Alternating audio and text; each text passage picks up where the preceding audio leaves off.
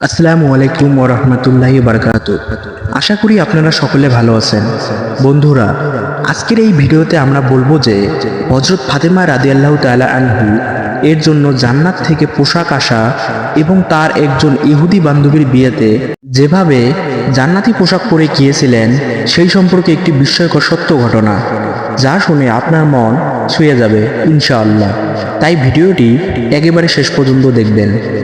বিশ্বনবী হযরত মুহাম্মদ সাল্লাল্লাহু আলাইহি সাল্লামের মেয়ে হযরত হাসান হুসাইনের মা যখন ছোট ছিলেন তখন সেই বয়সে একজন ইহুদি মেয়ের সাথে বন্ধুত্ব হয়।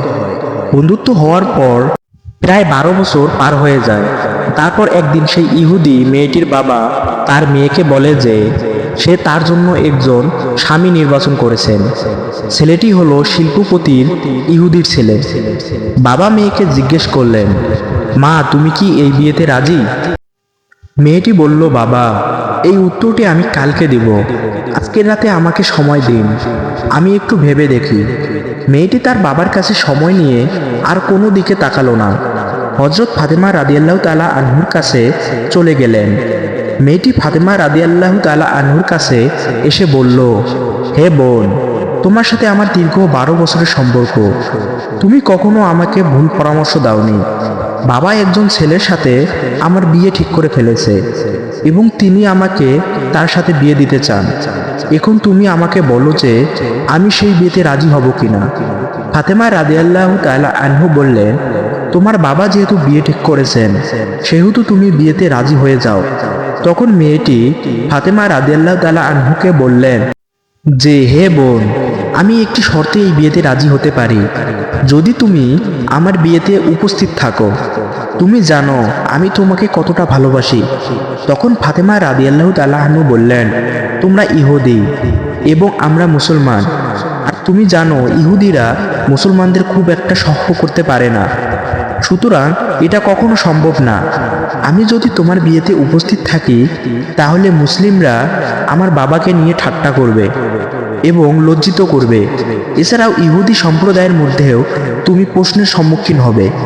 এছাড়াও তোমাকে নিয়ে তোমার ইহুদি বন্ধুরা হাসি ঠাট্টা করবে। তাই আমি বিয়েতে উপস্থিত থাকতে চাইছি না। তখন সেই ইহুদি মেয়েটি বলল, হে ফাতেমা, তুমি যদি আমার বিয়েতে না যাও তাহলে আজকে আমি কথা দিলাম কিয়ামত হয়ে গেলেও পৃথিবীর কোনো ছেলেকে আমি বিয়ে করব না। তাই এক পর্যায়ে ফাতেমা রাদিয়াল্লাহু তাআলা আনহু বললেন, হে বোন, ঠিক আছে, আমি তোমার বিয়েতে যাব, তুমি তোমার বাবাকে জানিয়ে দাও। তখন মেয়েটি দৌড়ে এসে বাবাকে ডাক দিয়ে বলল, বাবা, আমি এই বিয়েতে রাজি, তবে একটা শর্ত আছে। শর্তটা হলো আমার বিয়েতে মুহাম্মাদের মেয়ে ফাতেমা আমার সাথে থাকবে। তখন বাবা তার মেয়েকে বলল, মুহাম্মাদের মেয়ে যদি আমাদের বাড়িতে আসে তাহলে সেটি আমার স্ট্যাটাসের সঙ্গে মিলবে না, কারণ সে হচ্ছে গরিব এবং তার বাবাও গরিব। তারা ঠিকমতো দুবেলা খেতেও পায় না, পরনে সুন্দর জামা কাপড় নেই, তাহলে আমার বাড়িতে কি করে আসবে? তোমার বিয়েতে যারা আসবে তারা সবাই শিল্পপতির ছেলে মেয়ে, তাই সেখানে মুহাম্মাদের মেয়ে ফাতেমাকে দাওয়াত করা যায় না। তখন মেয়েটি বলল, ফাতেমাকে যদি আমার বিয়েতে আসতে বাধা দাও তাহলে জীবনে আপনি আমাকে বিয়ে দিতে পারবেন না। এক পর্যায়ে তার বাবা নিরুপার হয়ে মেয়ের কথায় রাজি হলো। সে বলল, আমি তোমায় অনুমতি দিতে পারি, তবে একটা শর্ত আছে। শর্তটা হলো সেই মুহাম্মাদের মেয়ে আমার বাড়িতে যদি আসতে চায় তাহলে অবশ্যই নতুন জামা কাপড় পরে আসতে হবে। যদি পুরাতন কাপড় পরে চলে আসে তাহলে সে আমার বাড়িতে ঢুকতে পারবে না। তখন সেই মেয়েটি আবার দ্রুত ফাতেমা রাদিয়াল্লাহু তাআলা আনহুর কাছে চলে যায়। সেখানে গিয়ে কেঁদে কেঁদে বলে, ফাতেমা, তুমি আমার বিয়েতে যাও। তা আমার বাবা চান না। আমার বাবা একটি শর্তে রাজি হয়েছেন। শর্তটা হলো তুমি যদি আমার বিয়েতে যাও তবে অবশ্যই একটি নতুন জামা পরে যেতে হবে। হে বোন, এখন বলল তুমি আমার বিয়েতে যাবে কিনা? এই কথা শুনে ফাতেমা রাদিয়াল্লাহু তাআলা আনহা কেঁদে কেঁদে বললেন, হে বোন, আমার জীবনে অনেক দিন কেটে গেছে, আমি আমার জীবনে নতুন জামা কাপড় চোখে দেখিনি। সপ্তাহের পর সপ্তাহ চলে যায়, যার ঘরের চুলার আগুন জ্বলে না সেখানে নতুন জামা কি করে পাবো? তখন সে মেয়েটি ফাতেমা রাদিয়াল্লাহু তাআলা আনহু এর পা জড়িয়ে ধরে বলল, তুমি যদি একবার নিজের জবান দিয়ে বলো আমি নতুন জামা কাপড় পরে যাব, তাহলে আমার বিশ্বাস যে অবশ্যই তোমার সৃষ্টিকর্তা মহান আল্লাহ তোমার জামা কাপড় ব্যবস্থা করে দিবেন, কারণ আমি তোমাকে জানি তোমার সাথে তোমার রবের অনেক ভালো সম্পর্ক। ফাতেমা রাদিয়াল্লাহু তাআলা আনহু এক পর্যায়ে আবেগী হয়ে বললেন, ইনশাআল্লাহ আমি তোমার বিয়েতে যাব এবং পৃথিবীর সবচেয়ে দামি কাপড় পরিধান করে যাব, ইনশাআল্লাহ। তখন সেই মেয়েটি তার বাবার কাছে গিয়ে বলে, ফাতেমা আমার বিয়েতে আসবে এবং সবচেয়ে দামি কাপড় পরে আসবে। তারপর বিবাহের দিন তারিখ ঠিক হয়ে গেল। তখন ফাতেমা রাদিয়াল্লাহু তাআলা আনহু চিন্তা করলেন, বিবাহের দিন তারিখ কাছাকাছি চলে আসছে, আমি ওয়াদা করেছি আমি নতুন কাপড় পরে যাব, কিন্তু আমার কাছে নতুন জামা কাপড় নেই। এসব কথা চিন্তা করতে করতে হযরত ফাতেমা রাদিয়াল্লাহু তাআলা আনহু জায়নামাজ বিছিয়ে নামাজে দাঁড়িয়ে গেলেন। নামাজের সিজদার মধ্যে তিনি চোখের পানি ছেড়ে দিয়ে বলতে লাগলেন, হে মাবুদ, এই দুনিয়াতে কারো সাথে আমার বন্ধুত্ব ভালোবাসা হয়নি। মাবুদ, অনেক দিন হয়ে গেল তোমার সঙ্গে গোপনে গোপনে সম্পর্ক করেছি। এ সম্পর্কের খবর পৃথিবীর কোনো মানুষ জানে না। মাসের পর মাস চলে গেল, ঘরে খাবার পাচ্ছি না এবং রাতের বেলা খাবার না খেয়ে ঘুমিয়ে পড়ি। হে আল্লাহ, জীবনে তোমার কাছে কোনোদিন নতুন জামা কাপড় চাইনি, আজকে আমি তোমার কাছে একটি নতুন কাপড়ের আবদার করলাম। হে আল্লাহ, তুমি কি আমাকে একটি নতুন কাপড় দান করবে, কিন্তু সেটি আমার জৈবিক ও দৈহিক চাহিদা পূরণের জন্য নয়। আমাকে এমন একটা নতুন কাপড় দান করো যেটি পরে আমি আমার বান্ধবীর বিয়েতে যেতে পারি এবং উক্ত বিয়ে বাড়িতে যত মেয়েরা আছে সকল মেয়েরা যেন আমার কাপড়ের দিকে তাকিয়ে কালেমা পড়ে মুসলমান হয়ে যায়। এভাবে চোখের পানি ছেড়ে দিয়ে ফাতেমা রাদিয়াল্লাহু তাআলা আনহু কান্নাকাটি করছেন। নামাজ শেষ করে যখন তিনি সালাম ফেরালেন, এমন সময় ঘরের কোণে তাকিয়ে তিনি কাপড়ের দুটি প্যাকেট দেখতে পেলেন। তখন তিনি কাপড়ের প্যাকেট দুটি নিয়ে ছুটে পিতা মুহাম্মদ সাল্লাল্লাহু আলাইহি সাল্লামের কাছে চলে গেলেন। বাবাকে জড়িয়ে ধরে কাঁদতে লাগলেন এবং বললেন, বাবা, আমি কখনো আল্লাহ তাআলার কাছে জামা কাপড় আবদার করিনি। আজকে মহান আল্লাহ তাআলার নিকট একটি নতুন কাপড়ের আবদার করে তার দোয়া শেষ সালাম ফিরিয়ে দেখি ঘরের কোণে প্যাকেট পড়ে আছে। আমি জানি না সেই কাপড় দুটো কে দিয়েছে। আপনি খোঁজ নিয়ে দেখেন কোথা থেকে এসেছে। এই কথা শুনে হযরত মুহাম্মদ সাল্লাল্লাহু আলাইহি সাল্লাম কাপড়ের প্যাকেট দুটি হাতে নিলেন এবং খোলার সাথে সাথে তিনি জান্নাতের ঘ্রাণ পেলেন, যেমনটা তিনি মেরাজের রাতে পেয়েছিলেন। সুবহানাল্লাহ। তখন বিশ্বনবী সাল্লাল্লাহু আলাইহি সাল্লাম ফাতেমা রাদিয়াল্লাহু তাআলা আনহুকে জড়িয়ে ধরে কপালে চুমু দিয়ে বললেন, এ কাপড় তুমি কোথায় পেয়েছো? এটা তো দুনিয়ার কোনো কাপড় নয়। তুমি আল্লাহর সাথে যে সম্পর্ক করেছো, ফাতেমা, আল্লাহ তোমার উপর সন্তুষ্ট হয়েছেন এবং তোমার দোয়া কবুল করেছেন। আল্লাহ তাআলার নিকট একটি কাপড়ের আবদার করার কারণে মহান রাব্বুল আলামিন তোমার দোয়া কবুল করে জান্নাতুল ফেরদৌস থেকে তোমার কাপড়ের ব্যবস্থা করে দিয়েছেন। সুবহানাল্লাহ। তারপর রাসূল সাল্লাল্লাহু আলাইহি সাল্লাম বললেন, তুমি এই কাপড় পরে ইহুদির মেয়ের বিয়েতে যাবে, কিন্তু শর্ত হলো অবশ্যই তুমি পর্দার সাথে সেখানে যাবে। হযরত ফাতেমা রাদিয়াল্লাহু তাআলা আনহু যখন সে জান্নাতি কাপড় পরিধান করেন, তখন তার সৌন্দর্য আরও বেড়ে গেল। সে কাপড় পরে ফাতেমা রাদিয়াল্লাহু তাআলা আনহু যখন বিয়ে বাড়িতে প্রবেশ করলেন, ফাতিমা যেন জান্নাতি আলোকিত হয়ে গেল। মহিলারা তখন নববধূর থেকে চোখ ফিরিয়ে অবাক হয়ে ফাতেমা রাদিয়াল্লাহু তাআলা আনহুর দিকে তাকিয়ে রইল। সবাই বলতে লাগলো, হে ফাতেমা, তুমি তো অনেক গরিব, তাহলে এই কাপড় তুমি কোথায় পেলে? আমরা তো জীবনও দেখিনি। তখন ফাতেমা রাদিয়াল্লাহু তাআলা আনহু বললেন, এটি যে বাজার থেকে কিনেছি সেই বাজারের দোকান আপনারা চিনবেন না, এমনকি যে রাস্তা দিয়ে সে বাজারে গিয়েছি তোমরা সেই রাস্তাও চিনবে না। তখন সেই মহিলারা বলল, ফাতেমা, তুমি সেই ঠিকানা বলতে দেরি, কিন্তু আমাদের চিনতে দেরি হবে না, সুতরাং তুমি শুধু একবার বলো।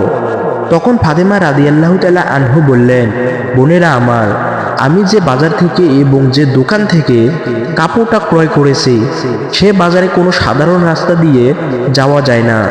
ওই দোকানে এবং ওই মার্কেটে যেতে হলে একটি বিশেষ রাস্তা দিয়ে যেতে হয় এবং সেই রাস্তার নাম হলো সিরাতুল মুস্তাকিম, যে রাস্তার জন্য আমার বাবা সব সময় দিনের দাওয়াত দিয়ে থাকে, যে রাস্তার জন্য আমার বাবা তায়েফের একবার রক্তাক্ত হয়েছেন, যে রাস্তার জন্য আমার বাবা উম্মতি উম্মতি বলে সর্বদা ক্রন্দন করে, সেই রাস্তার নাম হচ্ছে সিরাতুল মুস্তাকিম। তোমরা যদি সিরাতুল মুস্তাকিমের রাস্তা দিয়ে চলতে থাকো তাহলে কিছুটা সামনে একটি বাজার পাবে। সে মার্কেট বা বাজারের নাম হলো জান্নাত। আর জান্নাত নামক বাজারে যদি প্রবেশ করতে পারো তাহলে সে দোকানটি পেয়ে যাবে। সে দোকানের মালিক আমাকে এই পোশাকটি উপহার দিয়েছেন। সে দোকানটির নাম হচ্ছে জান্নাতুল ফেরদৌস। তখন মহিলারা ফাতেমা রাদিয়াল্লাহু তাআলা আনহু এর কথা শুনে বললেন, ফাতেমা, আমরা সেই রাস্তায় যাব, তুমি আমাদের বলে দাও কি করে যেতে হবে। ঐতিহাসিকদের মতে উপস্থিত অধিকাংশ মহিলারাই ফাতেমা রাদিয়াল্লাহু তাআলা আনহুর গায়ে শোভাবর্ধনকারী পোশাকটি দেখে এতটা আবেগপ্রবণ হয়ে পড়েছিলেন যে নারীরা তা পাওয়ার জন্য মনে হচ্ছিল যেন জীবনও দিতে পারেন। তখন ফাতেমা রাদিয়াল্লাহু তাআলা আনহু বললেন, সেই রাস্তা দিয়ে যদি বাজারে যেতে হয় তাহলে তোমাদেরকে আমার সাথে সাথে একটি বাক্য উচ্চারণ করতে হবে। তখন সেই নারীরা বলল, আমরা উচ্চারণ করব, তুমি বলো। তখন ফাতেমা রাদিয়াল্লাহু তাআলা আনহু শাহাদাত বাক্য উচ্চারণ করে বললেন, লা ইলাহা ইল্লাল্লাহু মুহাম্মাদুর রাসূলুল্লাহ সাল্লাল্লাহু আলাইহি সাল্লাম। ওই মহিলারা সাথে সাথে ওই বাক্য পড়ে মুসলিম ধর্ম গ্রহণ করলো। আল্লাহ তাআলা বললেন, হে আমার বান্দাগণ, যদি আমাকে মনে প্রাণে বিশ্বাস করো, দুনিয়ার জমিনে তোমাদের চাইতে দেরি হবে কিন্তু আমার দিতে দেরি হবে না। মহান রাব্বুল আলামিন আমাদেরকে আল্লাহর ওপর তাওয়াক্কুল করার তৌফিক দান করুন, আমিন। আসসালামু আলাইকুম ওয়া রাহমাতুল্লাহি ওয়া বারাকাতুহু। আশা করি আপনারা সকলে ভালো আছেন।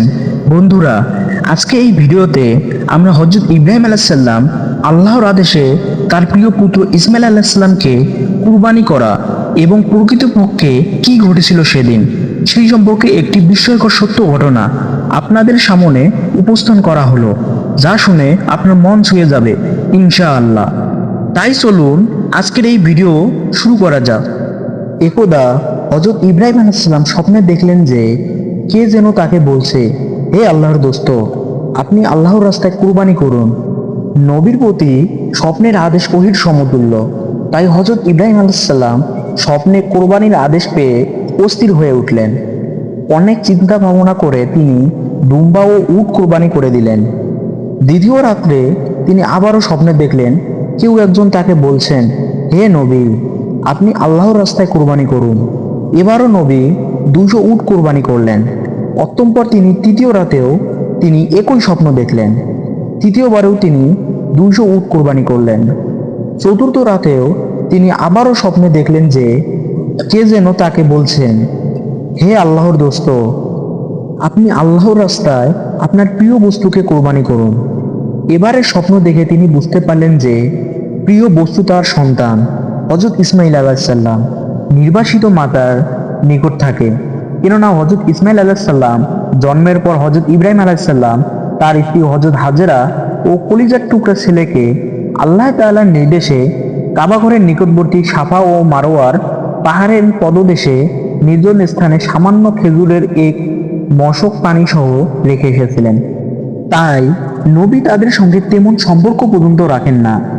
এই অবস্থায় এত কঠিন কাজ কিভাবে কার্যক্রম করবেন, এ কথা ভেবে অস্থির হয়ে পড়লেন। ভোরবেলায় নবী তার আরেক স্ত্রী সায়রার নিকট তার স্বপ্নের কথা আলোচনা করলেন। সায়রা নবীকে অতি সত্বর স্বপ্নের আদেশ কার্যকর করার জন্য বিশেষভাবে অনুরোধ করলেন। তাই হযরত ইব্রাহিম আলাইহিস সালাম অত্যন্ত ভারাক্রান্ত মন নিয়ে মক্কার পথে রওনা হলেন। সঙ্গে তিনি একখানা ছুরি ও রশি নিলেন। তিনি মক্কা পৌঁছে হাজেরা যেখানে অবস্থান করতেন সেখানে গিয়ে হাজির হলেন। সেখানে কিছু সময় বিশ্রাম নিয়ে হাজেরাকে বললেন, তুমি ইসমাইলকে ভালো পোশাক পরিয়ে দাও, আতর গোলাপ লাগিয়ে দাও, উত্তম রূপে সাজিয়ে দাও। ইসমাইলকে আমি এক জায়গায় নিয়ে যাব। অনেকদিন যোগাযোগ না থাকার পর পিতা ও পুত্রের নতুন করে গভীর সম্পর্ক হতে যাচ্ছে দেখে হাজেরা খুব খুশি হলেন এবং পুত্র ইসমাইলকে উত্তম রূপে সাজিয়ে দিলেন। হযরত ইসমাইল আলাইহিসসালাম এর বয়স ছিল তখন 13-14 বছর। দেখতে ফুটফুটে সুন্দর। হযরত ইব্রাহিম আলাইহিসসালাম পুত্রকে নিয়ে রওনা হলেন। ইতিমধ্যে শয়তান এসে বিবি হাজরাকে বলল, তোমার পুত্র ইসমাইল কোথায়? হাজরা বলল, তার পিতার সঙ্গে এক জায়গায় গিয়েছে। শয়তান বলল, মিথ্যে কথা, তোমার স্বামী পুত্রকে কুরবানি করার জন্য আল্লাহ তাআলার আদেশ পেয়েছেন। সে ইসমাইলকে কুরবানি করার জন্য এক নির্জন স্থানে নিয়ে যাচ্ছেন। বিবি হাজেরা মানুষ রূপধারী শয়তানকে বললেন, যদি আল্লাহ তাআলা কুরবানির মাধ্যমে ইসমাইলকে কবুল করেন তাহলে আলহামদুলিল্লাহ, এতে আমার উদ্বৃত্ত হওয়ার কোনো কারণ নেই। শয়তান যখন এখানে কোনো সুবিধা করে উঠতে পারল না, তখন হযরত ইব্রাহিম আলাইহিসসালামের নিকট গিয়ে পিছন থেকে ইসমাইল আলাইহিসসালামকে বলল, ইসমাইল, তুমি কোথায় যাচ্ছ? ইসমাইল আলাইহিসসালাম বললেন, আমি আমার পিতার সঙ্গে এক জায়গায় যাচ্ছি। শয়তান বলল, আল্লাহ তাআলার নির্দেশে তোমাকে কুরবানি করার জন্য নিয়ে যাচ্ছে। একটু পর তোমার গলায় ছুরি চালিয়ে আল্লাহর নামে কুরবানি করা হবে। হযরত ইসমাইল আলাইহিসসালাম তখন বললেন, আল্লাহ তাআলা যদি আমার বাবার মাধ্যমে আমাকে কুরবানি করেন তাহলে আমার জীবন ধন্য হবে, এতে আপত্তি করার কোনো কারণ নেই। অতঃপর তিনি পিতাকে সম্বোধন করে বললেন, হে পিতা, পিছন থেকে কে যেন বলছে আপনি আমাকে কুরবানি করার জন্য নির্জন স্থানে নিয়ে যাচ্ছেন। তখন হযরত ইব্রাহিম আলাইহিসসালাম বললেন, শয়তান তোমাকে প্রতারণা করছে, তুমি ওর প্রতি 7 খণ্ড পাথর নিক্ষেপ করো। হযরত ইসমাইল আলাইহিসসালাম পিতার আদেশ পেয়ে 7 খণ্ড পাথর নিক্ষেপ করলেন। ফলে শয়তান দূরে সরে গেল। এ পাথর নিক্ষেপ হজ আদায়ের জন্য একটি জরুরি শর্ত ও সুন্নত হিসাবে গণ্য হয়েছে। হযরত ইব্রাহিম আলাইহিসসালাম মিনা নামক এক নির্জন স্থানে গিয়ে থামলেন এবং পুত্রকে বললেন, হে প্রিয় পুত্র, আমি 4 রাত ধরে স্বপ্নযোগে কুরবানি করার আদেশ পেয়ে আসছি। আমি সে পরিপ্রেক্ষিতে 600 উট কুরবানি করেছি। শেষবারে আমার প্রিয় সন্তানকে কুরবানি করার আদেশ পেয়ে তোমাকে আল্লাহর নামে কুরবানি করার উদ্দেশ্যে এখানে নিয়ে এসেছি। হযরত ইসমাইল আলাইহিসসালাম পিতার মুখে এই কথা শুনে বললেন, আলহামদুলিল্লাহ, আল্লাহ তাআলার এরূপ নির্দেশ আমার জন্য সৌভাগ্যের দ্বার খুলে দিয়েছেন। আমাকে আল্লাহ তাআলা কবুল করেছেন, এজন্য আমি অত্যন্ত আনন্দিত। আপনি এ কাজ সমাধান ক্ষেত্রে আমাকে ধৈর্যশীলদের অন্তর্ভুক্ত দেখতে পাবেন। আপনি আর বিলম্ব না করে আল্লাহ তাআলার আদেশ অনুসারে কাজ আরম্ভ করুন। হযরত ইব্রাহিম আলাইহিসসালাম বললেন, ইহা আমি কিভাবে সমাধান করব? ইসমাইল আলাইহিসসালাম উত্তরে বললেন, প্রথমে আপনি আমার হাত পা বেঁধে নিন, এরপর আমাকে বিপরীত দিকে কাত করে শুয়ে নিন, যেন আপনি সরাসরি আমার মুখমণ্ডল না দেখতে পান। তারপরে আমার গলদেশে ছুরি চালনা করুন, এতে আপনি কৃতকার্য হবেন। তৃতীয়ত, আমার রক্তে ভেজা কাপড়গুলো আমার আম্মার হাতে পৌঁছে দেবেন। তিনি এগুলো দেখে আল্লাহর রেজমন্দির ওপর খুশি থাকবেন এবং আমার কথা স্মরণ করে কিছুটা স্বস্তি লাভ করবে, কারণ তার আর কোনো সন্তান নেই যার দিকে তাকিয়ে তিনি স্বস্তি লাভ করতে পারেন। হযরত ইব্রাহিম আলাইহিসসালাম পুত্রের কথা অনুসারে আস্তিনের মধ্যে রক্ষিত রশিগুলো বের করে তা দিয়ে ইসমাইলের হাত পা বেঁধে নিলেন। অতএব তাকে কাত করে শুইয়ে নিলেন। তারপর আস্তিন থেকে ধারালো ছুরি বের করে বিসমিল্লাহি আল্লাহু আকবার বলে ইসমাইলের গলদেশে ছুরি চালিয়ে দিলেন। কিন্তু তার ছুরি চালনায় কোনো কাজ হলো না। ছুরি ইসমাইল আলাইহিসসালাম এর গলদেশে চামড়ায় কোনো ক্ষতি সৃষ্টি করতে পারল না। তখন ইব্রাহিম আলাইহিসসালাম আরো জোরে শক্ত করে ছুরি চালাতে লাগলো, কিন্তু না, কোনো প্রতিক্রিয়া সৃষ্টি হলো না। তখন ইসমাইল আলাইহিসসালাম বললেন, পিতা, আপনি ছুরির ওপর শক্তি দিয়ে চেপে ধরুন, তাহলে সম্ভবত আপনার উদ্দেশ্য সফল হবে। নবী এবার তাই করলেন, কিন্তু ছুরির তীক্ষ্ণ মাথাও চামড়ার ভিতরে প্রবেশ করে না।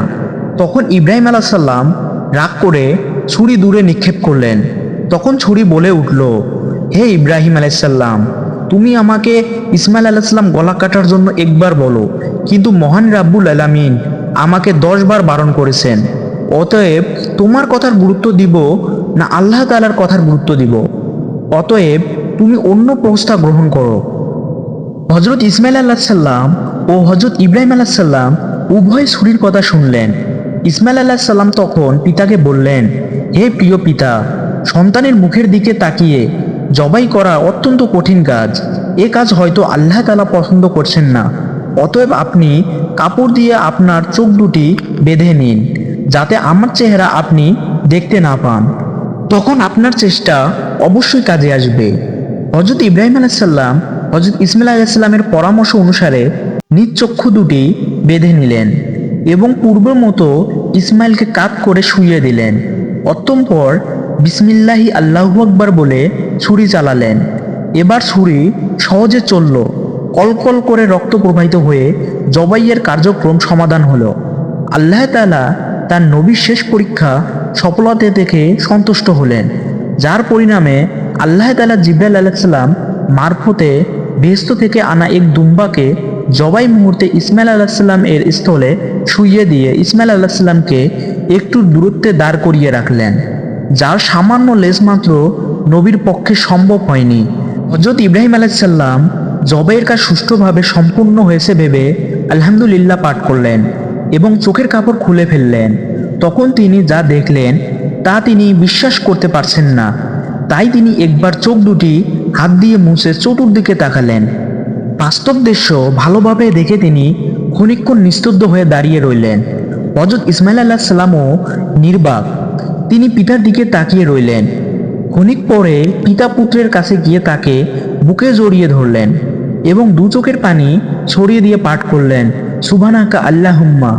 তারপর পিতা ও পুত্র একত্রিত হয়ে শুকরানা নামাজ আদায়ের জন্য দাঁড়িয়ে গেলেন। এ মুহূর্তে হযরত জিবরাইল আলাইহিস সালাম সেখানে অবতীর্ণ হলেন। তুমি সজোরে উচ্চারণ করেছিলেন, আল্লাহু আকবার, আল্লাহু আকবার, লা ইলাহা ইল্লাল্লাহ। অতঃপর তিনি হযরত ইব্রাহিম আলাইহিস সালামের নিকট এসে বললেন, হে আল্লাহর দোস্ত, আল্লাহ আপনাকে সালাম প্রেরণ করেছেন। আল্লাহ তাআলা নবীকে লক্ষ্য করে আরো বলছেন, হে ইব্রাহিম, তুমি আল্লাহ তাআলার উদ্দেশ্যে তোমার স্বপ্নকে বাস্তবায়িত করেছো। নিঃসন্দেহে এটা ছিল মহা পরীক্ষা। আমি এভাবে আমার সৎ ও উদার বান্দাদের পুরস্কৃত করে থাকি। আমি সন্তান কোরবানির ক্ষেত্র বদল করে পশু কোরবানি দ্বারা পুরস্কৃত করেছি। এক্ষেত্রে আরও যা দিবার তা পরকালের জন্য রইল। আমি আমার সৎ নিষ্ঠাবান বান্দাদের পুরস্কার দিয়ে থাকি। ইব্রাহিম আলাইহিস সালাম আমার ইমানদার কৃতজাত বান্দাদের অন্যতম থাকবেন।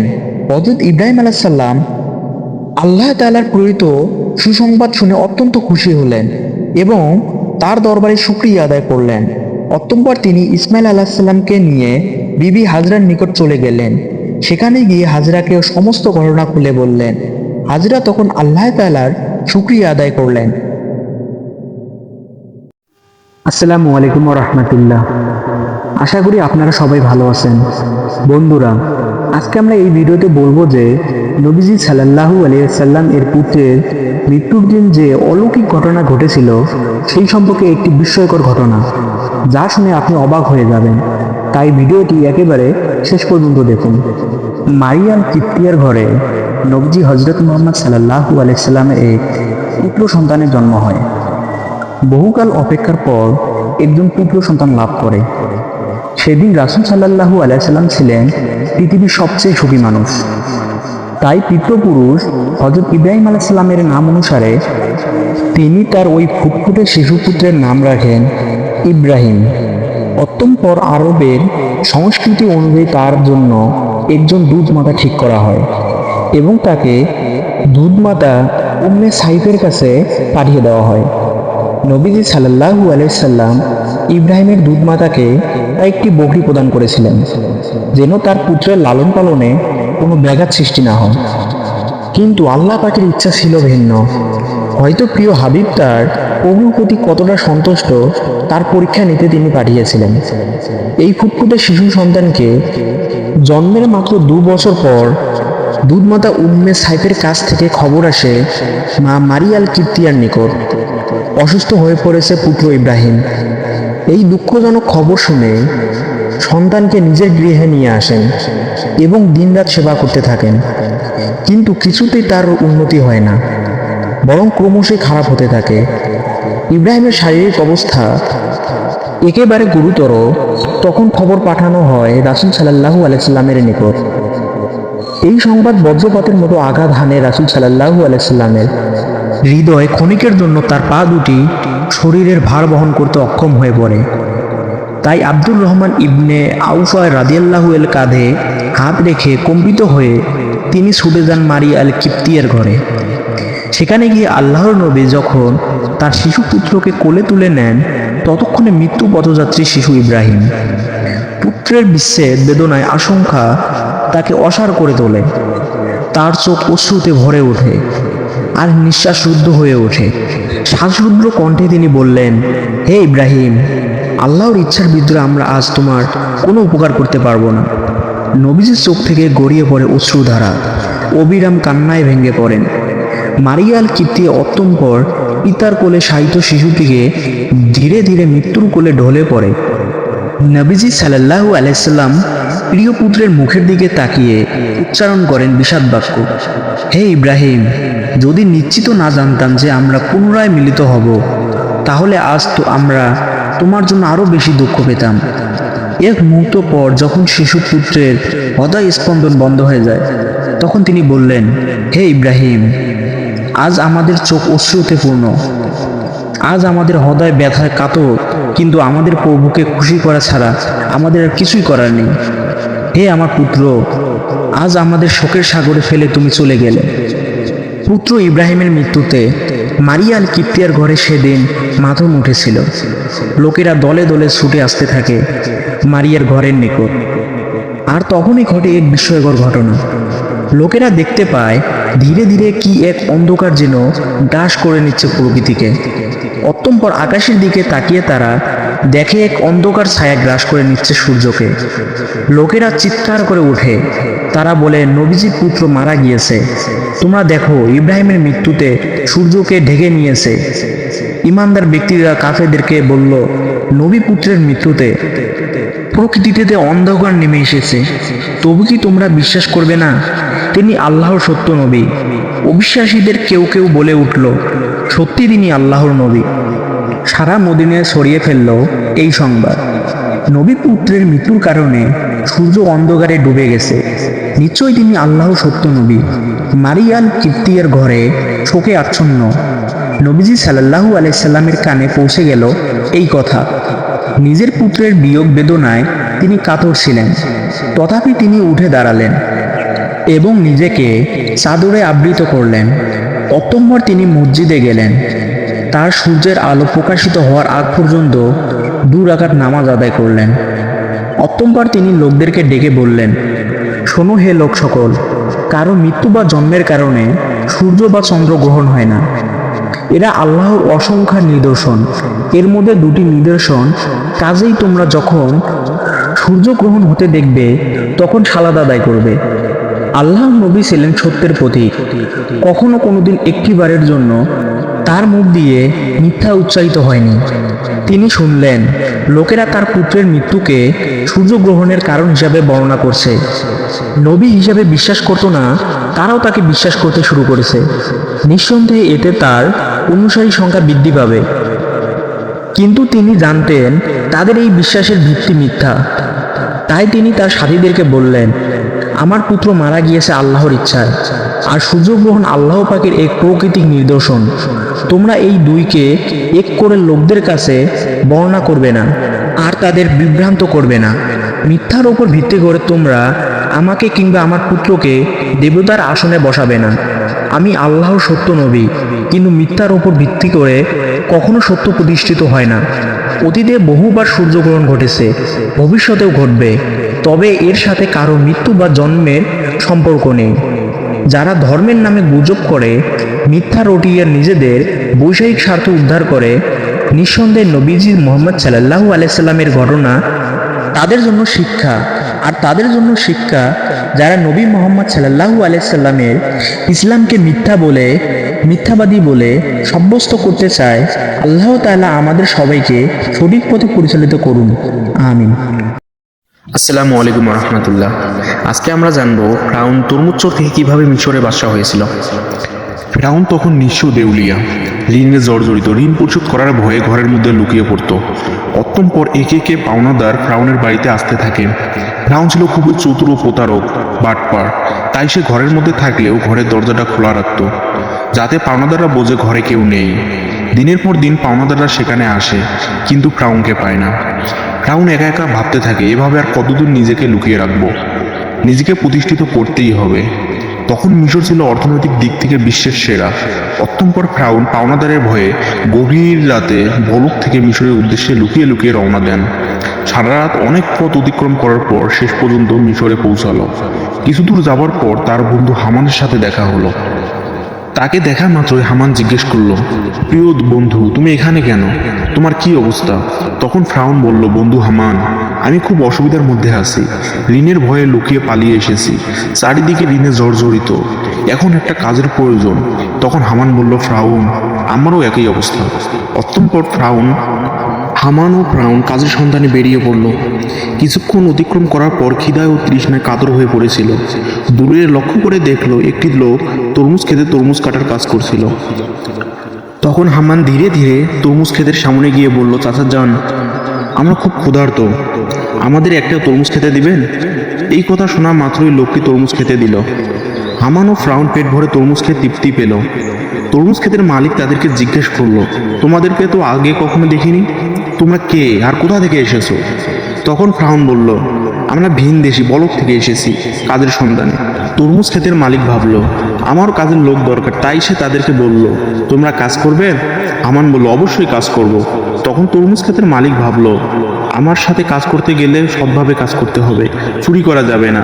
ফ্রাউন ছিল প্রতারক, তাই সে চালাকি করে বলল, জীবনে কখনো মিথ্যা বলিনি, আর চুরি তো দূরের কথা। বিভিন্ন চালাকি পন্থা অবলম্বন করে ফ্রাউন ও তার বন্ধু হামান তরমুজ ক্ষেতের মালিকের মন জয় করে কাজে নিযুক্ত হলো। পরের দিন থেকে ফ্রাউন ও হামান তরমুজ নিয়ে বাজারে যায়। বাজার থেকে তরমুজগুলো বেশি দামে বিক্রি করে মালিকের কাছে বেশি লাভ দেখায়, আরও বেশি মালিকের মন জয় করে নেয়। একদিন ফ্রাউন ওই ক্ষেতের মালিককে বলে, চাচা যান, আপনি তরমুজগুলো পিস হিসেবে আমার কাছে বিক্রি করুন, তাহলে আরও বেশি লাভ হবে। ক্ষেতের মালিক তার কথায় রাজি হয়ে গেল। অতঃপর পরের দিন থেকে তরমুজ আবারও বাজারে বিক্রি করতে নিয়ে গেল। ফ্রাউন তরমুজগুলো পিস হিসাবে কিনতো, মাঝে মধ্যে কিছু তরমুজ চুরিও করত। বাজারে এসে তরমুজগুলো টুকরো টুকরো করে চড়া দামে বিক্রি করত। এভাবে চালাকি করে অনেক টাকা উপার্জন করলো। একদিন রাতে তার বন্ধু বলল, এভাবে যদি আমরা তরমুজ বিক্রি করি তাহলে জীবনে কিছুই করতে পারবো না, আমাদের অন্য কিছু করতে হবে। সেই সময় ঘটে যায় এক ঘটনা। মিশরের বাদশাহ একটি বিজ্ঞপ্তি জারি করেন। সেনাবাহিনী বিভিন্ন জায়গায় গিয়ে বলে, এত দ্বারা জানানো যাইতেছে যে মিশরের কবরস্থানে দারোয়ানের প্রয়োজন। যদি কোনো ব্যক্তি এই চাকরি করতে ইচ্ছুক তাহলে সে যেন অতি শীঘ্রই মিশরের বাদশার দরবারে যোগাযোগ করে। এই কথা বলে সেনাবাহিনী সেখান থেকে চলে গেল। এই সমস্ত কথা প্রত্যক্ষ পরোক্ষভাবে শ্রবণ করার পর ফ্রাউন তার বন্ধু হামানকে বলল, বাদশার দরবারে যাই। হামান বলল, আমার মনে হয় এটা সম্ভব হবে না। ফ্রাউন বলল, এই কাজ হাতছাড়াও করা যাবে না, আমরা একবার চেষ্টা করি। অত্যম্পর ফ্রাউন ও তার বন্ধু হামান মিশরের রাজ দরবারে হাজির হলো। মিশরের বাদশা তাদেরকে জিজ্ঞেস করলো, তোমরা কে? তখন ফ্রাউন করজোরে অনুরোধ করে বলল, আমরা মুসাফির, ভিনদেশ থেকে এসেছি, আমি খুবই অভাবী, আপনি কবরস্থানের দারোয়ানে যুক্ত করবেন, তাই আমাকে যদি চাকরিটা দিতেন তাহলে আমি কৃতজ্ঞ থাকতাম।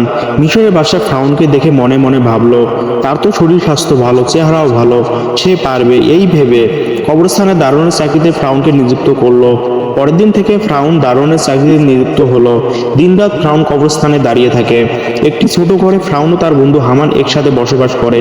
একদিন রাতে কয়েকজন লোক একটি মৃত লাশকে দাফন করতে আসে, কিন্তু ফ্রাউন তাদেরকে বাধা দিল, কবরস্থানে ঢুকতে দিল না। তখন তারা বলল, কি ব্যাপার, আপনি লাশকে দাফন করতে বাধা দিচ্ছেন কেন? আসলে ফ্রাউন ছিল প্রতারক, তাই সে চালাকি করে বলল, আপনারা কি শোনেননি, মিশরে নতুন আইন করেছে, লাশ দাফন করতে এক স্বর্ণমুদ্রা দিতে হবে। এই লোকগুলো ফ্রাউনের কথা বিশ্বাস করে নেয় এবং এক মুদ্রা দিয়ে লাশ দাফন করে। এভাবেই প্রচার হয়ে যায় যে একটি লাশ দাফন করতে হলে একটি স্বর্ণমুদ্রা দিতে হবে। এভাবেই ফ্রাউন প্রতারণা করে অনেক টাকা উপার্জন করে। সেই সময় ঘটে যায় আজব ঘটনা। মিশরে সেই সময় আল্লাহর গজব শুরু হয়। চারিদিকে কলেরা, বসন্ত রোগে অনেক মানুষ মারা যেতে থাকে। অত্যম্পর কিছু লোক লাশ কবর দেওয়ার জন্য কবরস্থানে আসে।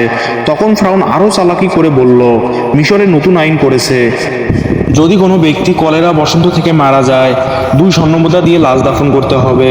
ফ্রাউন প্রতারণা করে স্বর্ণমুদ্রাগুলো নিয়ে অনেক টাকা উপার্জন করলো। এভাবেই সে বছর অতিবাহিত হয়ে গেল। এরপর ফ্রাউন তার বন্ধু হামানকে বলল, এই দেখো 2 বস্তা টাকা উপার্জন করেছি, কিন্তু এগুলো আমরা মিশরের বাদশার নিকটে নিয়ে যাব। এই কথা শুনে হামান চমকে উঠল। ফ্রাউন, তোমার কি মাথা খারাপ হয়ে গেছে? টাকার জন্যই এত কষ্ট করলে, সবার থেকে প্রতারণা করলে, আর শেষ পর্যন্ত কিনা সেই টাকাগুলো বাদশাকে দিয়ে দিবে। ফ্রাউন বলল, হামান ধৈর্য ধরো, আমার বুদ্ধি ক্রমশই প্রকাশ পাবে। সে দেরি না করে পরে ফ্রাউন ও হামান 2 বস্তা স্বর্ণমুদ্রা নিয়ে মিশরের বাদশার দরবারে হাজির হলো। মিশরের বাদশা তাদেরকে জিজ্ঞেস করলো, বস্তা নিয়ে রাজ দরবারে এসেছো কেন? তখন ফ্রাউন বলল, জাহাপনা, আমি 2 বস্তা স্বর্ণমুদ্রা নিয়ে এসেছি। বাদশার মন্ত্রী তাদেরকে ধমক দিয়ে বসলো, তোমার সাহস দেখে আমি আশ্চর্য হচ্ছি যে তুমি মিশরের বাদশার সামনে দাঁড়িয়ে টাকার বড়াই দেখাচ্ছ। তখন মিশরের বাদশা বলল, এত স্বর্ণমুদ্রা কোথায় থেকে পেলে, আর এটাকে নিয়ে এসেছো কেন? তখন ফেরাউন বলল, জাহাপনা, যারা মৃত লাশকে দাফন করতে আসতো তাদের কাছ থেকে আমি 1 স্বর্ণমুদ্রা করে নিতাম। তাছাড়া এতে আমার বেতনের টাকা আছে। আমার মূল উদ্দেশ্য হলো মিশরের গত 2 বছর গরিব মানুষ খাজনা দিতে পারেনি, তাদের পক্ষ থেকে আমি স্বর্ণের মুদ্রাগুলি আপনাকে দিতে চাই, আপনি তাদের খাজনা মাফ করে দিন। এমন কথা শুনে সেখানকার থাকার সমস্ত লোক আশ্চর্য হয়ে গেল। মিশরের বাদশা তাদের এই কর্মকাণ্ড দেখে আকর্ষিত হলো এবং তার প্রতি বিশেষ দৃষ্টি আকর্ষণ করলো। পরের দিন থেকে সারা মিশরে প্রচার হয়ে গেল যে এক কবরস্থানের দারোয়ান মিশরের সকল লোকদের 2 বছরের খাজনা মাফ করে দিয়েছে। সমস্ত মিশরের লোক বলতে লাগলো, এমন ভালো মানুষ সারা মিশরের দ্বিতীয়টি নেই। ওই ব্যক্তিটি কবরস্থানের দারোয়ান না হয়ে যদি আমাদের দেশে বাদশাহ হতো তাহলে কতই না সুখী হতাম। এভাবেই প্রথমে মিশরের বাদশা লোকদের মন জয় করে নিল। অতঃপর অনেক দিন অতিবাহিত হয়ে গেল। একদিন মিশরের বাদশা বার্ধক্যতাজনিত কারণে ইন্তেকাল করলেন। তখন চারিদিকে সবাই চিন্তিত হয়ে পড়ল, কে হবে দ্বিতীয় রামেসি মিশরের বাদশা?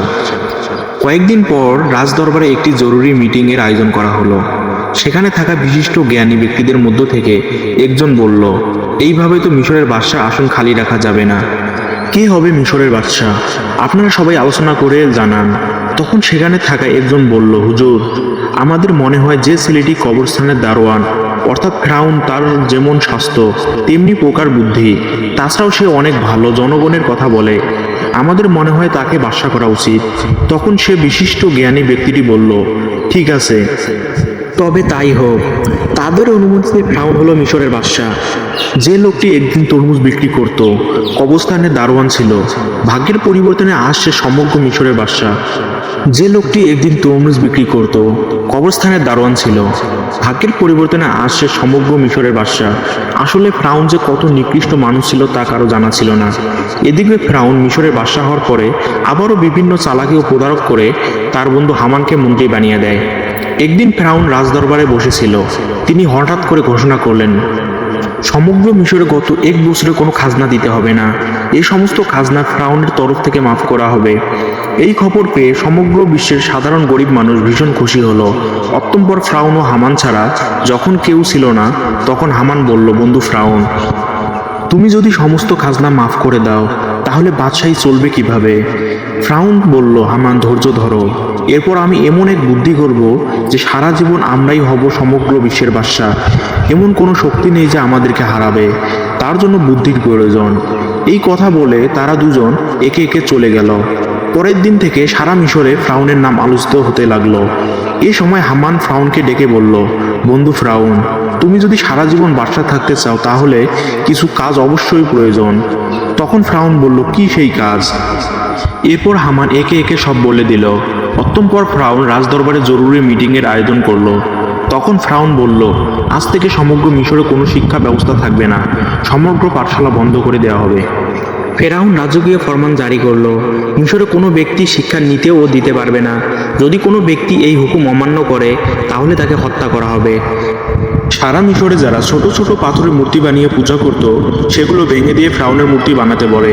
এইভাবে অল্প দিনের মধ্যে ফ্রাউনের কথায় ভীত হয়ে পড়ে, লেখাপড়া বন্ধ করে দেয় এবং সমগ্র মিশরের মানুষ আল্লাহর কথা ভুলে গিয়ে মূর্খ অজ্ঞতা হয়ে পড়ে।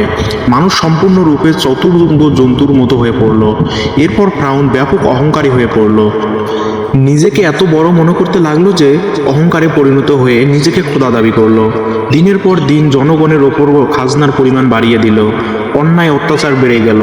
একাকী ফ্রাউন সারা মিশরে শাসন কার্য চালাতে লাগলো। সুদ, ঘুষ, জেনা, ব্যভিচার পরিমাণ বেড়ে গেল। এক কথায় ফ্রাউন বনি ইসরায়েলদের অপদস্থ করতে লাগলো। শুধুমাত্র আসিয়া ব্যতীত অন্য অন্য কেউ অপমান অপদস্থ থেকে রেহাই পেত না, কারণ আসিয়া ছিল সে যুগের সবচেয়ে সুন্দরী ও গুণবতী এবং ধার্মিক নারী। সুতরাং বহু বছর পর ফ্রাউনের স্ত্রী রূপে বরণ করেছিল। একদা আসিয়া তার নিজ কক্ষে বসেছিলেন, মনে মনে ভাবতে লাগলো, যেভাবে স্বামী ফ্রাউন দেশের জনগণকে অন্যায়ভাবে অত্যাচার করছে, নিজেকে খোদা বলে দাবি করছে, নিজে তো আল্লাহর গজবে পতিত হবেই এবং দেশের সমস্ত মানুষকে ধ্বংস করবে। ঠিক সেই সময় কক্ষে প্রবেশ করলো এবং বলল, আসিয়া, তোমাকে এত চিন্তিত দেখাচ্ছে কেন? তখন আসিয়া বলল, প্রিয় স্বামী, আপনি নিশ্চয় জানেন যে এই পৃথিবীতে চন্দ্র, সূর্য, আসমান, জমিন সবকিছুই মহান আল্লাহ তাআলা সৃষ্টি করেছেন। সুতরাং মানুষ যতই ক্ষমতা লাভ করুক না কেন, একটি ছোট পতঙ্গ সৃষ্টি করতে পারবে না। মানুষ মরণশীল, একদিন সবাইকে পৃথিবী ছেড়ে চলে যেতেই হবে। আপনি নিজেকে খোদা দাবি বন্ধ করুন এবং আল্লাহর পথে ফিরে আসুন। এই কথা শোনা মাত্রই খুবই রাগান্বিত হয়ে ধমক দিয়ে আসিয়াকে বলল, আসিয়া, এই কথা যদি অন্য কেউ বলতো তাহলে তাকে আমি হত্যা করতাম। সবাই যেমন আমাকে খোদা মেনে নিয়েছে, তুমিও আমাকে খোদা বলে মেনে নাও, নয়তো তোমার ব্যবস্থাও তাদের মতো হবে। এই কথা বলে ফ্রাউন তখন ওই জায়গা থেকে চলে গেল। এদিকে আসিয়া খুব চিন্তিত হয়ে পড়ল, কেননা তার কিছু করার ছিল না। চোখ দিয়ে শুধু অশ্রু ঝরতে লাগলো। এভাবেই বহুদিন অতিবাহিত হতে লাগলো। অত্যম পর ফ্রাউন একদিন তার নিজ কক্ষে শায়িত ছিলেন। গভীর রজনীতে তিনি স্বপ্ন দেখলেন, একটি বিশাল বড় আগুনের গোলা বনি ইসরায়েলের দিক থেকে এসে সারা মিশরকে জ্বালিয়ে পুড়ে ছাই করে দিচ্ছে, অথচ বনি ইসরায়েলদের কিছুই হয়নি। এই স্বপ্ন দেখে ফ্রাউন তাড়াতাড়ি জেগে গেল। ফ্রাউন দেরি না করে পরের দিন দেশের বিভিন্ন প্রান্তে থাকা বড় বড় জ্যোতিষীদের রাজদরবারে ডাকলেন এবং নিজের স্বপ্নের কথা বললেন। ফ্রাউনের স্বপ্নের কথা নাগিদ করে জ্যোতিষীদের মধ্যে একজন জ্যোতিষী বলল, জাহাপনা, আপনি কিছু মনে করবেন না, ভবিষ্যৎ আমরা আপনার মৃত্যু দেখতে পাচ্ছি। আপনি বেশি দিন মিশরে বাসা থাকতে পারবেন না, আপনার ক্ষমতা চূর্ণ বিচূর্ণ হয়ে যাবে। এই কথা শুনে ফ্রাউন অত্যন্ত রাগান্ত হয়ে জ্যোতিষীকে ধমক দিয়ে বলল, বনি ইসরায়েলদের মধ্য হতে মুসা নামক একটি ছেলে আপনার ক্ষমতা শেষ করে দেবে। এই কথা বলে তারা সেখান থেকে চলে গেল। কিছুদিন পর ফ্রাউন হামানকে বলল, সারা মিশরে যে ঘরে শিশু পুত্র সন্তান থাকবে তুমি সৈন্যবাহিনী নিয়ে তাদেরকে হত্যা করো। ফ্রাউনের কথা মতো হামান সেনাবাহিনী নিয়ে মিশরের প্রতিটি বাড়িতে তল্লাশি করে পুত্র সন্তানদের হত্যা করতে লাগলো। তাফসির কারকদের মধ্যে এভাবেই যখন প্রায় 80,000 পুত্র সন্তান হত্যা করা শেষ হলো, তখন আবারও মিশরের সবচেয়ে বড় বড় জ্যোতিষীদের গণনার জন্য আনা হলো।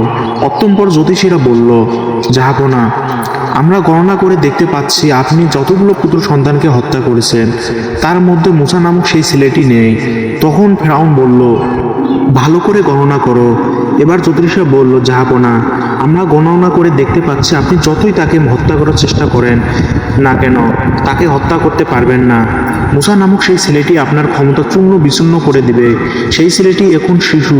এই কথা শোনা মাত্র ফ্রাউন আরও রাগান্বিত হলো এবং সাথে সাথে হুকুম করলো, তোমরা প্রতিটি বাড়ি গিয়ে তল্লাশি করো, যে ঘরে মুসা না থাকুক না কেন তাকে হত্যা করো।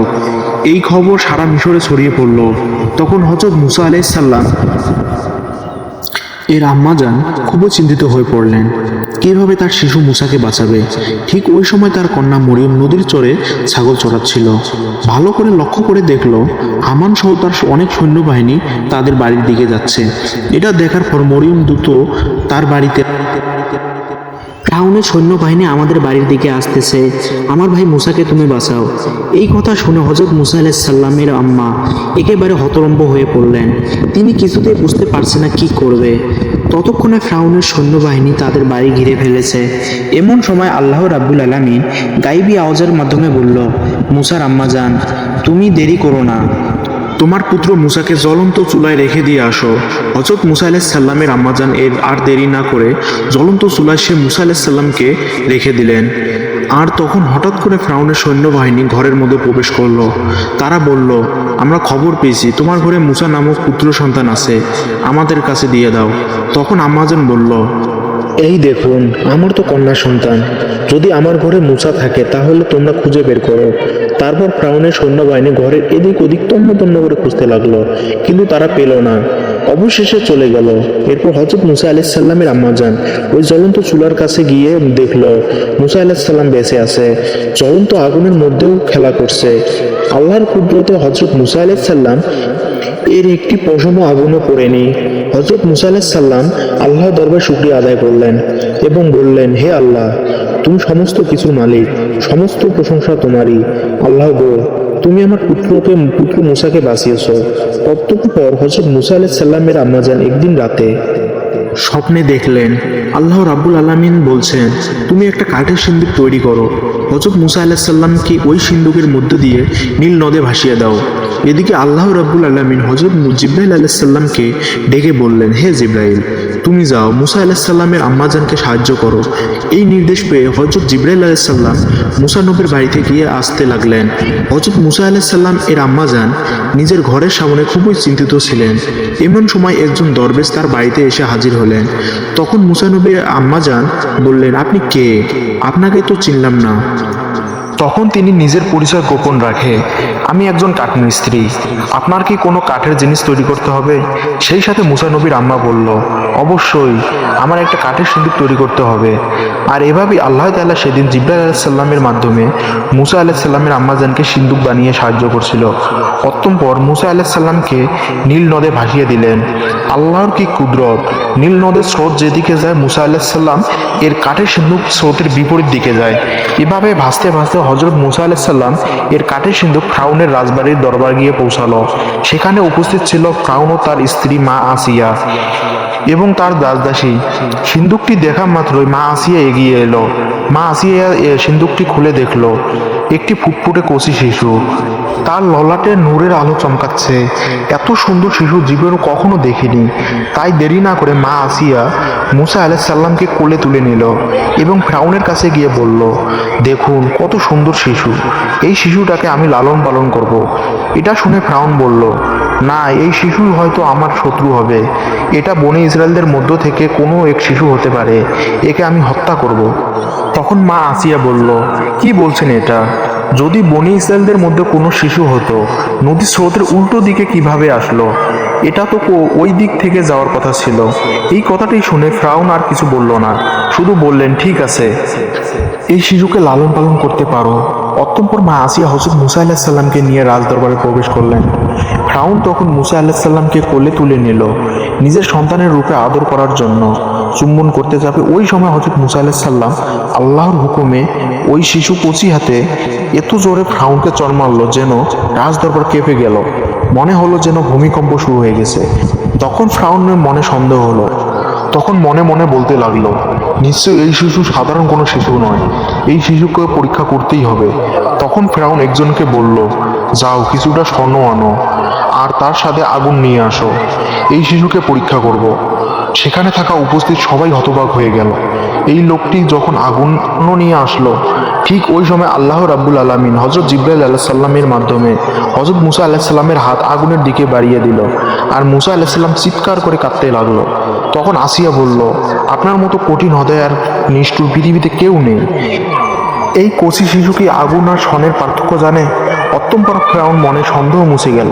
আর এইভাবে হযরত মুসা আলাইহিস সালাম ফিরআউনের বাড়িতে বড় হতে লাগলো। আসসালামু আলাইকুম রহমতুল্লাহি ওয়াবারাকাতুহু। আশা করি আপনারা সবাই ভালো আছেন।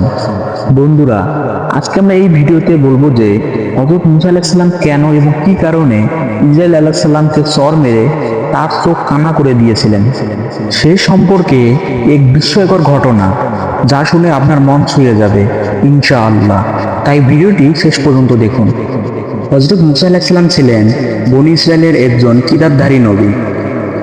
তার জীবনে অনেক সংখ্যক অলৌকিক ঘটনা রয়েছে। জীবনে বহু সংগ্রামের পর আল্লাহ তাআলার নির্দেশে হযরত মুসা আলাইহিস সালাম ফিরআউন তার সৈন্যবাহিনীকে শেষ করে ফেললেন এবং লোহিত সাগরের ওপারে অসহায় বনী ইসরায়েলের জাতিকে নিয়ে বসবাস করতে লাগলেন।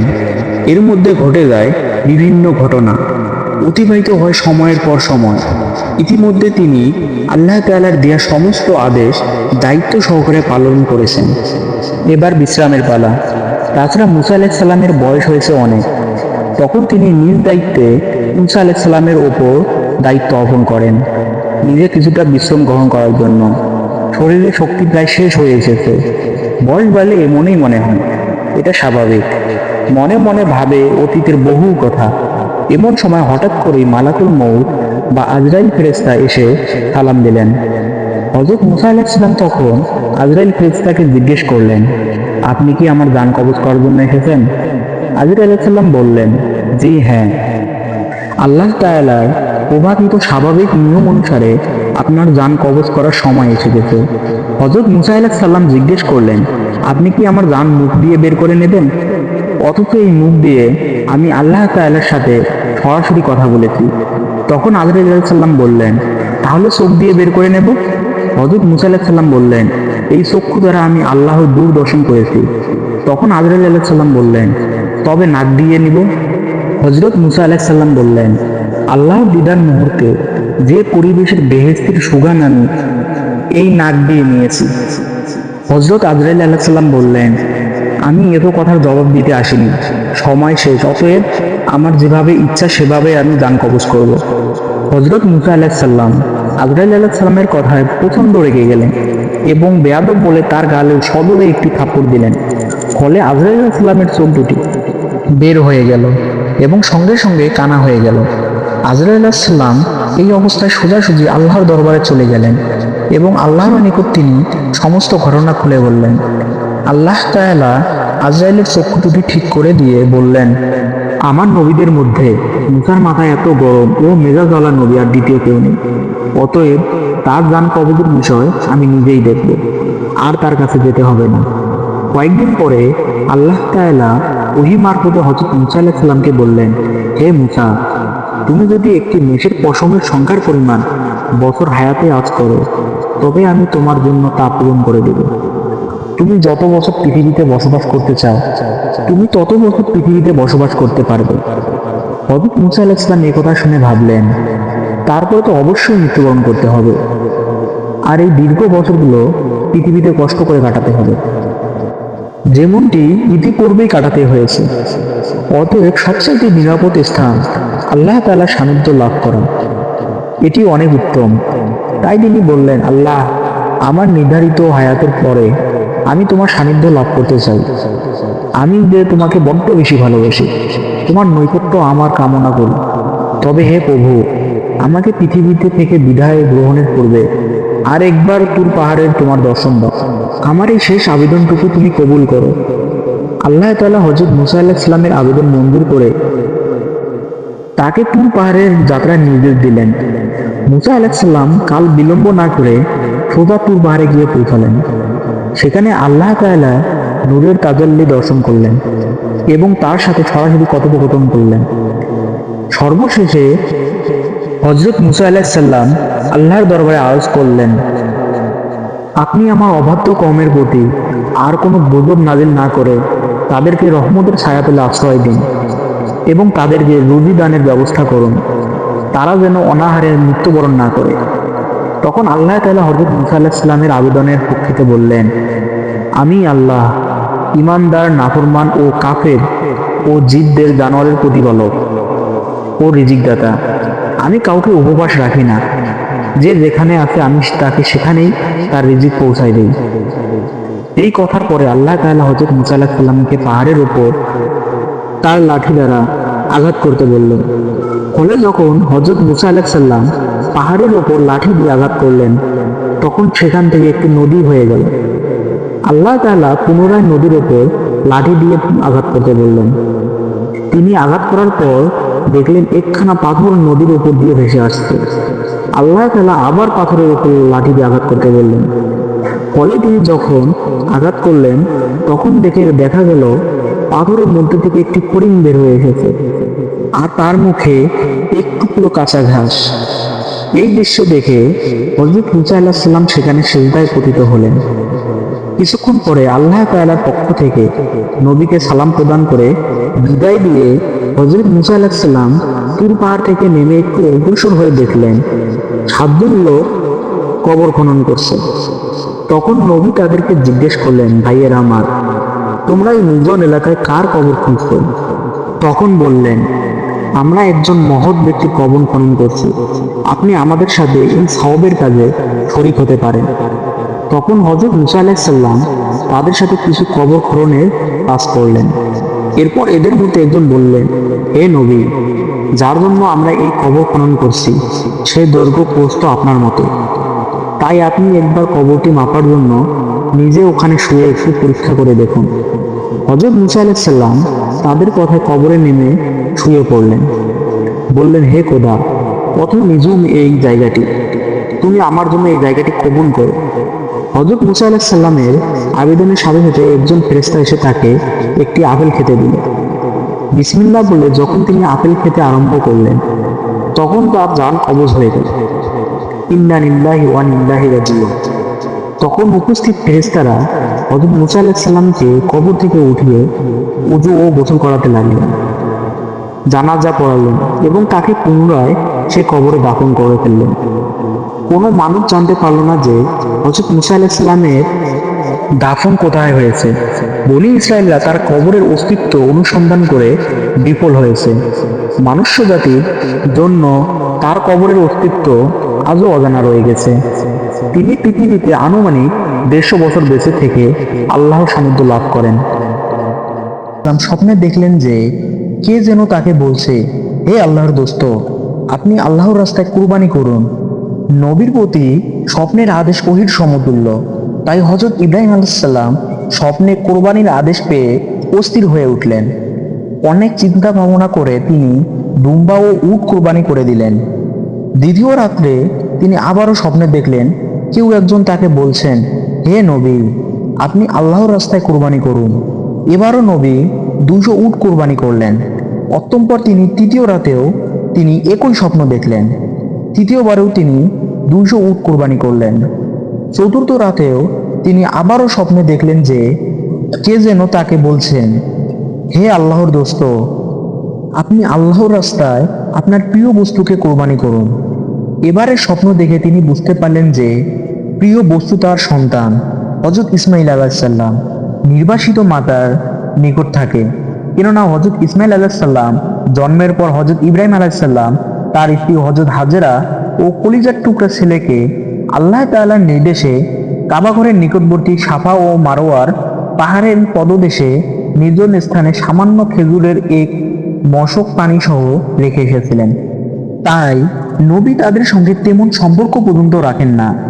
এই অবস্থায় এত কঠিন কাজ কিভাবে কার্যক্রম করবেন, এই কথা ভেবে অস্থির হয়ে পড়লেন।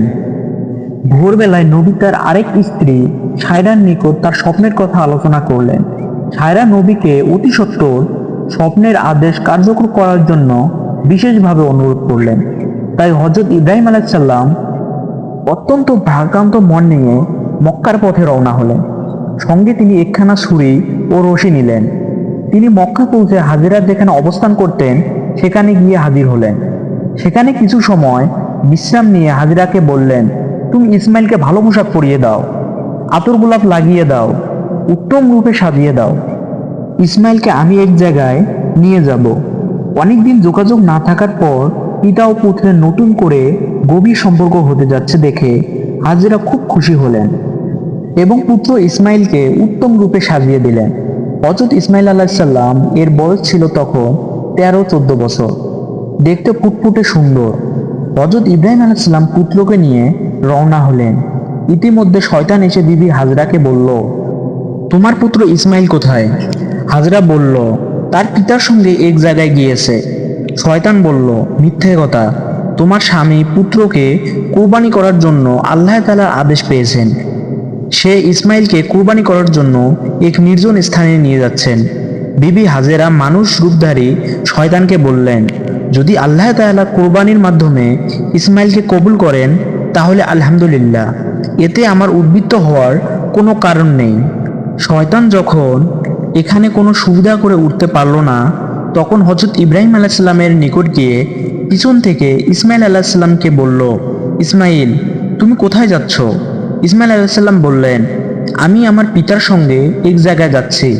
শয়তান বলল, আল্লাহ তাআলার নির্দেশে তোমাকে কুরবানি করার জন্য নিয়ে যাচ্ছে। একটু পর তোমার গলায় ছুরি চালিয়ে আল্লাহর নামে কুরবানি করা হবে। হযরত ইসমাইল আলাইহিস সালাম তখন বললেন, আল্লাহ তাআলা যদি আমার বাবার মাধ্যমে আমাকে কুরবানি করেন তাহলে আমার জীবন ধন্য হবে, এতে আপত্তি করার কোনো কারণ নেই। অতঃপর তিনি পিতাকে সম্বোধন করে বললেন, হে পিতা, পিছন থেকে কে যেন বলছে আপনি আমাকে কুরবানি করার জন্য নির্জন স্থানে নিয়ে যাচ্ছেন। তখন হযরত ইব্রাহিম আলাইহিস সালাম বললেন, শয়তান তোমাকে প্রতারণা করছে, তুমি ওর প্রতি 7 খণ্ড পাথর নিক্ষেপ করো। হযরত ইসমাইল আলাইহিস সালাম পিতার আদেশ পেয়ে 7 খণ্ড পাথর নিক্ষেপ করলেন, ফলে শয়তান দূরে সরে গেল। এ পাথর নিক্ষেপ হজ আদায়ের জন্য একটি জরুরি শর্ত ও সুন্নত হিসাবে গণ্য হয়েছে। হযরত ইব্রাহিম আলাইহিস সালাম মিনা নামক এক নির্জন স্থানে গিয়ে থামলেন এবং পুত্রকে বললেন, হে প্রিয় পুত্র, আমি 4 রাত ধরে স্বপ্নযোগে কুরবানি করার আদেশ পেয়ে আসছি। আমি সে পরিপ্রেক্ষিতে 600 উট কুরবানি করেছি। শেষবারে আমার প্রিয় সন্তানকে কুরবানি করার আদেশ পেয়ে তোমাকে আল্লাহর নামে কুরবানি করার উদ্দেশ্যে এখানে নিয়ে এসেছি। হযরত ইসমাইল আলাইহিস সালাম পিতার মুখে এই কথা শুনে বললেন, আলহামদুলিল্লাহ, আল্লাহ তাআলার এরূপ নির্দেশ আমার জন্য সৌভাগ্যর দ্বার খুলে দিয়েছেন। আমাকে আল্লাহ তাআলা কবুল করেছেন, এজন্য আমি অত্যন্ত আনন্দিত। আপনি এ কাজ সমাধান ক্ষেত্রে আমাকে ধৈর্যশীলদের অন্তর্ভুক্ত দেখতে পাবেন। আপনি আর বিলম্ব না করে আল্লাহ তাআলার আদেশ অনুসারে কাজ আরম্ভ করুন। হযরত ইব্রাহিম আলাইহিস সালাম বললেন, ইহা আমি কিভাবে সমাধান করব? ইসমাইল আলাইহিস সালাম উত্তরে বললেন, প্রথমে আপনি আমার হাত পা বেঁধে নিন, এরপর আমাকে বিপরীত দিকে কাত করে শুয়ে নিন, যেন আপনি সরাসরি আমার মুখমণ্ডল না দেখতে পান। তারপরে আমার গলদেশে ছুরি চালনা করুন, এতে আপনি কৃতকার্য হবেন। তৃতীয়ত, আমার রক্তে ভেজা কাপড়গুলো আমার আম্মার হাতে পৌঁছে দেবেন। তিনি এগুলো দেখে আল্লাহর রেজমন্দির ওপর খুশি থাকবেন এবং আমার কথা স্মরণ করে কিছুটা স্বস্তি লাভ করবে, কারণ তার আর কোনো সন্তান নেই যার দিকে তাকিয়ে তিনি স্বস্তি লাভ করতে পারেন। হযরত ইব্রাহিম আলাইহিস সালাম পুত্রের কথা অনুসারে আস্তিনের মধ্যে রক্ষিত রশিগুলো বের করে তা দিয়ে ইসমাইলের হাত পা বেঁধে নিলেন। অতএব তাকে কাত করে শুইয়ে নিলেন। তারপর আস্তিন থেকে ধারালো ছুরি বের করে বিসমিল্লাহি আল্লাহু আকবার বলে ইসমাইলের গলদেশে ছুরি চালিয়ে দিলেন, কিন্তু তার ছুরি চালনায় কোনো কাজ হলো না। ছুরি ইসমাইল আলাইহিস সালাম এর গলদেশে চামড়ায় কোনো ক্ষতি সৃষ্টি করতে পারল না। তখন ইব্রাহিম আলাইহিস সালাম আরো জোরে শক্ত করে ছুরি চালাতে লাগলো, কিন্তু না, কোনো প্রতিক্রিয়া সৃষ্টি হলো না। তখন ইসমাইল আলাইহিস সালাম বললেন, পিতা, আপনি ছুরির ওপর শক্তি দিয়ে চেপে ধরুন, তাহলে সম্ভবত আপনার উদ্দেশ্য সফল হবে। নবী এবার তাই করলেন, কিন্তু ছুরির তীক্ষ্ণ মাথাও চামড়ার ভিতরে প্রবেশ করে না। তখন ইব্রাহিম আলাইহিস সালাম রাগ করে ছুরি দূরে নিক্ষেপ করলেন। তখন ছুরি বলে উঠল, হে ইব্রাহিম আলাইহিস সালাম, তুমি আমাকে ইসমাইল আলাইহিস সালাম গলা কাটার জন্য একবার বলো, কিন্তু মহান রাব্বুল আলামিন আমাকে 10 বার বারণ করেছেন। অতএব তোমার কথার গুরুত্ব দিব না আল্লাহ তাআলার কথার গুরুত্ব দিব? অতএব তুমি অন্য প্রস্তাব গ্রহণ করো। হযরত ইসমাইল আলাইহিস সালাম ও হযরত ইব্রাহিম আলাইহিস সালাম উভয় ছুরির কথা শুনলেন। ইসমাইল আলাইহিস সালাম তখন পিতাকে বললেন, হে প্রিয় পিতা, সন্তানের মুখের দিকে তাকিয়ে জবাই করা অত্যন্ত কঠিন কাজ। এ কাজ হয়তো আল্লাহ তাআলা পছন্দ করছেন না। অতএব আপনি কাপড় দিয়ে আপনার চোখ দুটি বেঁধে নিন, যাতে আমার চেহারা আপনি দেখতে না পান। তখন আপনার চেষ্টা অবশ্যই কাজে আসবে। হযরত ইব্রাহিম আলাইহিস সালাম হযরত ইসমাইল আলাইহিস সালামের পরামর্শ অনুসারে নিজ চক্ষু দুটি বেঁধে নিলেন এবং পূর্বের মতো ইসমাইলকে কাত করে শুইয়ে দিলেন। অতঃপর বিসমিল্লাহি আল্লাহু আকবার বলে ছুরি চালালেন। এবার ছুরি সহজে চলল, কলকল করে রক্ত প্রবাহিত হয়ে জবাইয়ের কার্যক্রম সমাধান হলো। আল্লাহ তাআলা তার নবীর শেষ পরীক্ষা সফলতা দেখে সন্তুষ্ট হলেন, যার পরিণামে আল্লাহ তাআলা জিবরাইল আলাইহিস সালাম মারফতে বেহেশত থেকে আনা এক দুম্বাকে জবাই মুহূর্তে ইসমাইল আলাইহিস সালাম এর স্থলে শুইয়ে দিয়ে ইসমাইল আলাইহিস সালামকে একটু দূরত্বে দাঁড় করিয়ে রাখলেন, যার সামান্য লেজ মাত্র নবীর পক্ষে সম্ভব হয়নি। হযরত ইব্রাহিম আলাইহিস সালাম জবাইয়ের কাজ সুষ্ঠুভাবে সম্পূর্ণ হয়েছে ভেবে আলহামদুলিল্লাহ পাঠ করলেন এবং চোখের কাপড় খুলে ফেললেন। তখন তিনি যা দেখলেন তা তিনি বিশ্বাস করতে পারছেন না। তাই তিনি একবার চোখ দুটি হাত দিয়ে মুছে চতুর্দিকে তাকালেন। বাস্তব দৃশ্য ভালোভাবে দেখে তিনি ক্ষণিকক্ষণ নিস্তব্ধ হয়ে দাঁড়িয়ে রইলেন। হযরত ইসমাইল আলাইহিস সালামও নির্বাক, তিনি পিতার দিকে তাকিয়ে রইলেন। ক্ষণিক পরে পিতা পুত্রের কাছে গিয়ে তাকে বুকে জড়িয়ে ধরলেন এবং দু চোখের পানি ছড়িয়ে দিয়ে পাঠ করলেন সুবহানাকা আল্লাহুম্মা। তারপর পিতা ও পুত্র একত্রিত হয়ে শুকরানা নামাজ আদায়ের জন্য দাঁড়িয়ে গেলেন। এ মুহূর্তে হযরত জিবরাইল আলাইহিস সালাম সেখানে অবতীর্ণ হলেন। তুমি সজোরে উচ্চারণ করেছিলেন আল্লাহু আকবার, আল্লাহু আকবার, লা ইলাহা ইল্লাল্লাহ। অতঃপর তিনি হযরত ইব্রাহিম আলাইহিস সালামের নিকট এসে বললেন, হে আল্লাহর দোস্ত, আল্লাহ আপনাকে সালাম প্রেরণ করেছেন। আল্লাহ তাআলা নবীকে লক্ষ্য করে আরো বলছেন, হে ইব্রাহিম, তুমি আল্লাহ তাআলার উদ্দেশ্যে তোমার স্বপ্নকে বাস্তবায়িত করেছো। নিঃসন্দেহে এটা ছিল মহা পরীক্ষা। আমি এভাবে আমার সৎ ও উদার বান্দাদের পুরস্কৃত করে থাকি। আমি সন্তান কোরবানির ক্ষেত্র বদল করে পশু কোরবানি দ্বারা পুরস্কৃত করেছি। এক্ষেত্রে আরও যা দিবার তা পরকালের জন্য রইল।